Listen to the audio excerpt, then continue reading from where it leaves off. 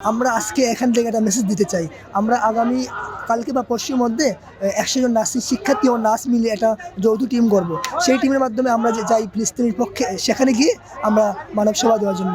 যেহেতু আমরা medical person, আমাদের যুদ্ধ আমাদের শুভনীয় নয়, যুদ্ধ করে আমরা পারবো না, যেহেতু আমাদের প্রশিক্ষণ নেই। তো আমরা মেডিকেল সেক্টরে যেহেতু আসি, তো আমরা তাদেরকে প্রাথমিক সেবা দিয়ে আমরা তাদেরকে একটু হলে সেবা সুস্থ করতে চাই।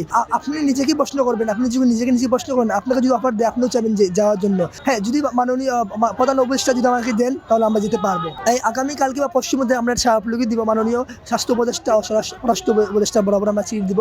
তারা যদি আমাদেরকে দেন, আমরা বলতে চাই আমরা ১ টাকা পয়সা দিব না। অনেকে বলবেন আপনারা সেখানে যাবেন কেন? হয়তো অর্থের জন্য না। আমরা যখন যাব আমরা সিল মেরে যাব, আমাদের হয়তো আমরা শহীদ হব বা ফিরে আসবো। আর এখানে আমরা ১ পয়সাও নিব না।